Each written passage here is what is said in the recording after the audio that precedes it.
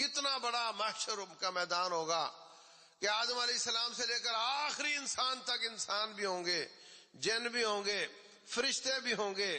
اور وَإِذَا الْوُحُوشُ حُشِرَتْ، جب وحشیوں کو بھی جمع کیا جائے گا. وحشی جنگلوں میں کیا کیا زیادتیاں کرتے رہے، کیا ظلم ہوتا رہا، ان کو بھی جمع کیا جائے گا. رسول اللہ صلی اللہ علیہ وسلم فرماتے ہیں اگر کسی سینگ والی بکری نے بغیر سینگ والی کو مارا ہوگا، اس کو سینگ لگائے جائیں گے اور اتنی بار وہ اس کو مارے گی، بدلہ پورا کیا جائے گا. جہاں جنگلوں کے حساب چکائے جائیں گے وہاں انسانوں کے کیوں نہیں چکائے جائیں گے؟ مظلوموں خوش ہو جاؤ، تمہیں ایک ایک ظلم کا بدلہ ملنے جا رہا ہے.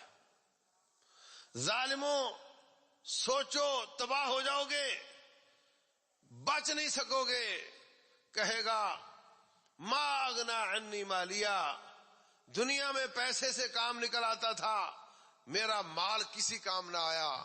حالانکہ عنی سلطانیہ، پیسے سے کام نہ ہو تو پھر سفارش سے، اختیارات سے، قلم کی جنبش سے، فیصلے سے، عدالت سے سارے کام کروا لیے جاتے تھے. آج میرا کوئی اختیار بھی کام نہیں آ رہا.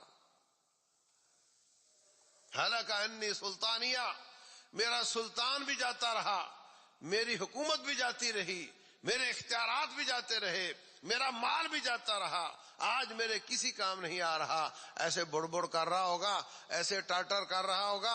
ادھر سے رب ذوالجلال کا حکم آئے گا خذوہ، پکڑو اس کو، پکڑو اس کو. ثم الجحیم صلوہ، پھر اس کو آگ میں ڈال دو. پھر آگ میں بھی آزاد گھومتا پھرے، باہر نکلنے کی ٹرائیاں کرتا پھرے. نہیں، ثم فی سلسلۃ ذرعها 70 ذراعا فاسلکوہ، 70 ہاتھ،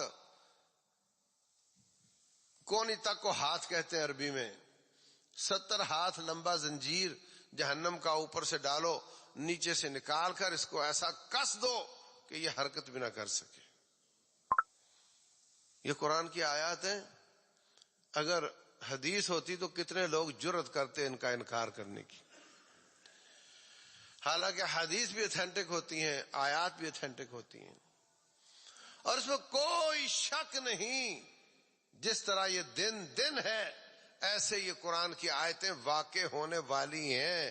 جو اس میں لکھا ہے ایسا ہی ہوگا، کوئی شک کی بات نہیں. شروع میں ہی اللہ نے تیرا شک نکال دیا تھا. ذالک الکتاب لا ریب فیہ، اس میں جو کچھ لکھا ہے وہ برحق ہے، اس میں کوئی شک کی گنجائش نہیں ہے.